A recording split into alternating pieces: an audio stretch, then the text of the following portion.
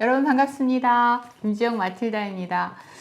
자, 오늘은 청소년기 현상 중에서 지난 시간까지는 이제 일이라고 하는 출발해서 직업, 그 다음에 이제 공부라는 것이 일과 어떤 연계를 가져야 되는데, 현재 중고등학교, 대학교까지의 우리 삶이 원래의 공부의 의미에서 많이 벗어날 수밖에 없어서 가장 큰 문제는 배운 거 위에 또 새로운 걸 또 배우고 이렇게 해야 되는데, 깊이가 있어야 되는데, 다시 맨 땅에서 다시 시작해야 되는 거예요. 대학은 대학대로 들어가기 위해서 뭐 필요한 공부를 했으면 그게 다음번에 쓸모가 있어야 되는데, 직장을 구할 때는 또 새 공부를 다시 해야 되는, 이게 유리되는 게 굉장히 큰 문제이긴 합니다.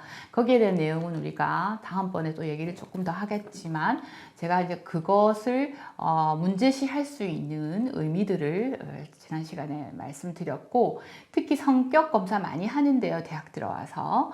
이제 그게 성격 검사라는 것이 그 하나만 설명을 해서는 우리가 이해할 수가 없다. 내가 가진 지능, 내가 가진 사회성, 내가 가진 약점, 강점, 그 다음에 뭐 이런 것들에 따라 내가 어떤 유형의 적성을 가지고 있고 일에 맞음을 가치와 생애 목표로 갖는가를 보고 내가 가장 피해야 될 유형도 알아보는 이런 것도 우리가 참고하는 것이 필요하다라는 얘기를 말씀드렸습니다. 이제 가장 고민이 있는 엄마 말, 아빠 말 정말 안 듣고 서로 사이가 너무 나쁘고 대들고 막 이래라 하면 저렇게 청개구리 같이 구는 시기가 청소년기죠. 부모 자녀 관계에서. 그래서 어머니들이 너무 많이 고민을 많이 하시고 또 아이들도 굉장히 그 나름대로 부모로부터 상처를 굉장히 많이 받는 시기라서 참 중요하지만 무거운 주제가 부모 자녀 관계에서 청소년기에서의 부모 자녀 관계 아닌가 싶습니다. 거기에 대한 내용들을 오늘 출발해 보도록 하죠.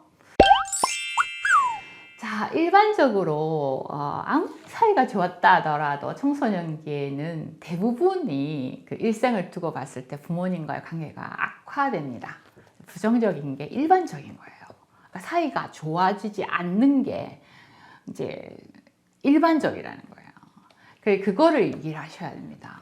그래서 제가 안 저랬는데 이렇게 자꾸 생각하시는데, 제가 말씀드렸죠. 사춘기의 시작은 부모에 대한 도전과 내가 알고 있는 것을 깨부수고 부정하고 그 다음에 이제 순종하지 않고 그거를 이렇게 객기로서 반대로 하는 것에서부터 나를 찾아가기 시작하기 때문에 그거를 요구하고 있는 어른들과는 당연히 부딪힐 수밖에 없습니다.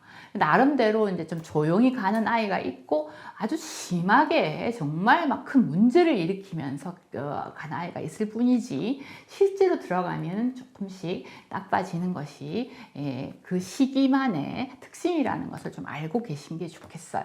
그러다가 성인기 초반이 되면 다시 부모 관계가 좋아집니다. 이제 한 어른으로서 엄마를 이해하면 우리 엄마가 참 안 됐거든요. 그리고 엄마가 참 엄마처럼 내가 할 수 없다는 걸 알게 돼요. 우리 엄마만큼도 나는 할 수 있을까 이런 생각이 들기 시작하죠.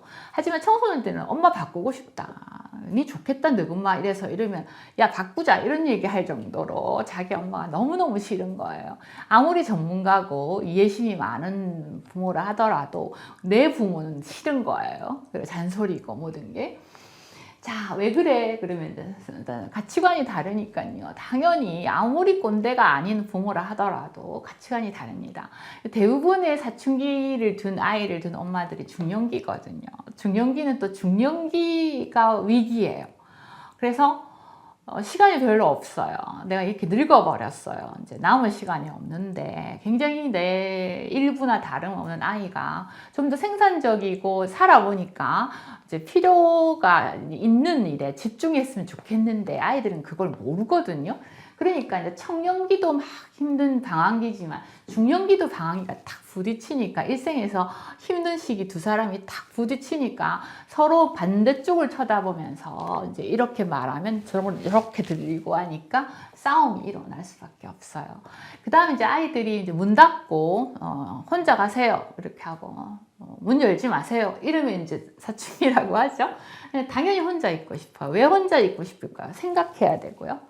그 다음에 자기의 모습을 보여주고 싶지 않아. 자기가 마음에 안 들거든요. 매일 바뀌니까 나도 어떻게 바뀔지 모르겠고 조석으로 바뀌니까 나도 뭔가 이렇게 괜찮게 준비할 시간이 필요한데 불쑥불쑥 내가 보여주기 싫은 모습을 보려고 드는 그거 좀 굉장히 싫단 말이에요. 그래서 아이들이 은둔하고 싶은 이런 것, 그 다음에 자기만의 세계에 빠지고 싶은 그런 욕구가 증가하는데 자꾸 궁금해서 너 오늘 어떻게 지냈니? 뭐 잘 지냈니? 하고 자꾸 물으면 이게 이제 시비가 자꾸 이제 아이들에게는 가는 거죠. 그 다음에 엄마들이 이제는 좀 커서 지가 알아서 좀 했으면 좋겠다는 말, 내가 알아서 할게요. 이런 말이 굉장히 정말 알아서 했으면 좋겠는데 알아서 하지도 못할 뿐더러 또 알아서 하는 걸 보면 또 조금 섭섭해요. 이제 내가 필요 없는 것 같고 그래서 이게 이중적인 감정이 있거든요. 나를 좀 덜 괴롭혔으면 하는 마음도 또 있고 그래도 내가 좀 필요했으면 내 말대로 했으면 엄마에게 의존하고 의논해줬으면 이런 마음이 이제 있단 말이에요. 그러니까 내가 의존해줬으면 바라는 부분에서는 애는 혼자 있겠다 하고 그러면서 내가 너무 이제 귀찮은 것에서는 엄마는 뭐 해주는 게 뭐냐 그러고 여전히 이제 내 손길을 또 바라고 하니까 이게 이제 안 맞죠? 그 다음에 엄마 아빠의 그 마음을 즐겁게 해주고 싶은데 1도 관심이 애들이 없죠. 그보다는 친구들이 날 어떻게 보는가가 너무 중요한 거예요. 말썽을 일으켜서라도 아이들에게 튀고 싶은 이런 느낌들. 그 다음에 내가 좋아하는 연예인들 뭐 이런 것들대로 막 옷을 입고 싶고 막 비슷하게 말하고 싶고 뭐 이런 것들이 이제 훨씬 더 커집니다. 욕구가. 그러니까 이제 아이들에게 물어보면 그래요. 엄마 아빠랑 뭐 얘기가 잘 통해? 이러면은 대부분의 90% 아이들은 우리 엄마 아빠하고는 말이 안 돼요. 이렇게 얘기하면 불통이 된다고 그러거든요. 말귀를 못 알아들어요. 그래서 말 안 해요. 이렇게 얘기하고 그 엄마를 부르면 자기는 말을 참 잘 들어주는 사람이고 아이랑 또 말이 좀 통한다고 생각하는 거예요. 엄마들은 거꾸로 동상이몽이죠. 그 자체가 벌써 서로 생각이 다른 거예요. 아이들은 엄마는 날 몰라. 그래서 엄마한테 잔소리 들을 수 있는 일들은 안 보여주는 거죠. 그리고 밖에서는 딴짓할 수 있다는 걸 아셔야 합니다. 그래서 우리 아이는 그런 애 아니에요 라고 하지만 그거는 내가 보는 선에서이지만 이 시기 아이들은 여러 가지의 반항과 문제가 있을 수도 있다는 것에 대해서 생각을 해야 돼요. 그래서 어떤 사람들이 그런 말을 하죠. 자식 두고는 뭐 이렇게 뭐랄까 확실한 말 못한다고 얘기하는 게 이제 그런 것 같습니다. 자, 그래서 애들은 자가 정체감의 탐색 과정을 통해서 이제 부모가 뭐 이래라 이렇게 해서 옛날에는 예 이렇게 했는데 권위가 안 통해요. 왜요? 꼭 그래야 돼요? 이렇게 나오는 거죠. 그러니까 이제 이게 어떤 부모한테 이러면 부모도 부모로서 권위가 있는 짓을 할 때 내가 거기에 순종하는 거지 단지 부모라는 이름만 붙었다고 해서 내가 순종해야 되나요? 이렇게 나오는 거니까 좀 이제 부글부글 이제 하는 거죠. 그래서 저럴 때다라는 이해심을 좀 더 많이 발휘해야 되고요. 그 다음에 대부분의 아이들은 부모의 사랑을 원치 않습니다. 그래서 내버려 두길 원해요. 그래서 좀 내가 내버려 두면, 공부를 안 한다니까요. 챙겨야 돼요. 그래서 만약에 고등학교 거기 못 가면 이래 되면 어떻게 되고, 이래 되면 어떻게 돼요. 이렇게 자꾸 이제 생각하는데, 아이들과 2차적으로 관계만 나빠지지, 고등학교를 거기 가고 안 가고는 사실은 지나가는 과정일 뿐이라는 걸 알 필요가 있습니다. 가능하면 그 노크에서 들어가고 방에 들어가지도 말고 정리정돈을 지가 하든지 뭐 방이 엉망진창이든지 도와달라는 것만 그래 도와줄까? 엄마 이렇게 해주세요. 이러면 그것만 하지 뭐 더 해주려고 치워주고 먹여주고 먹어라 이런 얘기 하는 거 정말 싫어한다는 거 잊지 마셔야 돼요. 특히 남자애들은 정말 싫어합니다. 그래서 내버려 줬으면 나를 그냥 있는 그대로 내가 알아서 하도록 좀 줬으면 심지어 자기가 손을 벌릴 수 있도록 좀 떨어져 있어주는 것이 가장 현명하다라고 말씀드릴 수 있겠습니다. 자, 좋은 부모는 우리가 부모가 정말 훌륭하다 이러면 잘 성공시키는 부모라고 생각하는데 천만의 말씀이고요. 자, 좋은 자식이라는 이게 무슨 말이죠? 엄마 말 잘 듣고 사회에서 부러워 좋겠다 하는 그런 성공을 하는 그런 자식이 되면 그 자식이 좋은 자식이다라고 생각을 하거든요. 뭐 유명해진다거나 돈을 잘 번다거나 뭐 직함이 훌륭하다든가 뭐 전문가의 직위를 가졌다거나 그렇게 생각하시면 안 된다는 거죠. 그거의 조은이라는 말은 남들이 하는 말입니다. 그 다음에 요게 굉장히 중요한데 나는 애를 왜 키우나? 나를 키워서 성과를 내야 되는 거예요.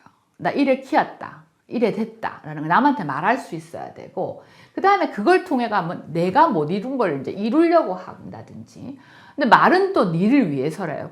자기가 지가 좋다는데 그러면 잘 됐네 이러면 되는데 그게 왜 좋냐 그거보다 이게 더 좋다니까 라고 얘기를 하는 거죠.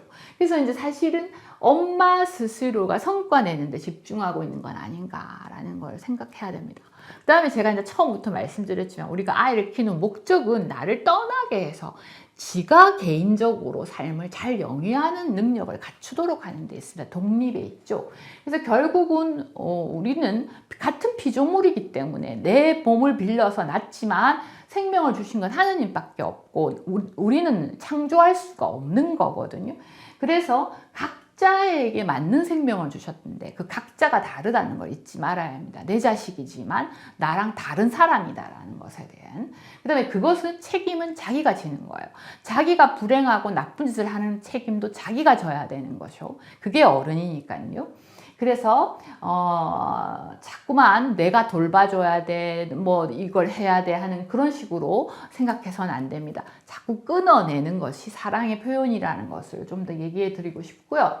자, 그 다음에 항상 질문해야 돼요. 나에게 있어 나는 왜 애를 키운가? 네가 내 마음을 몰라준다. 너무 섭섭하다. 그거 알아주려고 키우지는 않죠. 그 다음에 아이들은 부모에게 거울이다. 물론 이 말을 제일 많이 하죠. 부모에게도 아이들인 거울이 되고 아이들에게 부모, 아를 보면 그 엄마를 알 수 있는 건 당연합니다. 어릴 때 당연한 영향을 받으니까요. 그래서 제가 말씀드리죠. 토양이 좋은 데서 잘 자라는 거지 갑자기 그 토양이 엉망진창인데 좋은 열매를 맺기는 정말 어렵습니다. 부모와 무관하게 갑자기 현인이 지가 된다. 이건 정말 어렵죠. 그러나 중요한 것은 하느님과 자기와의 관계에서의 하느님의 소명을 깨닫는데 좀 더 나은 삶을 두도록 하는 게 좋겠고요. 그러나 한꺼번에 그게 안 된다고 말씀드렸죠.